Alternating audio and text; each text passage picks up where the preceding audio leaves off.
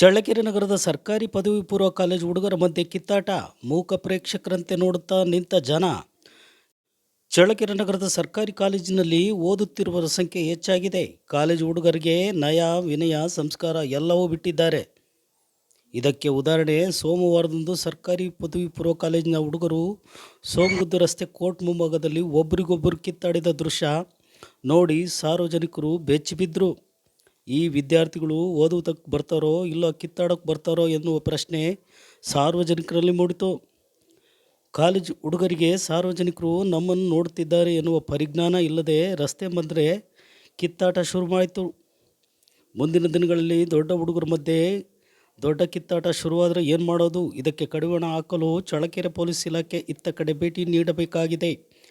ಕಾಲೇಜಿನಲ್ಲಿ ಜಾಗೃತಿ ಮೂಡಿಸಿದರೂ ಏನೂ ಉಪಯೋಗಕ್ಕೆ ಬಂದಿಲ್ಲ. ಅಲ್ಲದೆ ಪೊಲೀಸ್ ಇಲಾಖೆ ಜೀಪು ಕಾಲೇಜ್ ಸಮೀಪ ನಿಂತರೆ ಹುಡುಗರಿಗೆ ಭಯ ಬರುತ್ತೆ. ತೆಪ್ಪಗೆ ಮನೆ ಕಡೆಗೆ ಹೋಗುವರು, ಹಳ್ಳಿಯಿಂದ ಬಂದವರು ಬಸ್ ಹತ್ತುವರು. ಇನ್ನಾದರೂ ಪೊಲೀಸ್ ಇಲಾಖೆ ಕಾಲೇಜ್ ಹತ್ರ ರೌಂಡ್ಸ್ ಮಾಡಿ, ಆಗಲೇ ಅವ್ರಿಗೆ ಭಯ ಬರೋದು.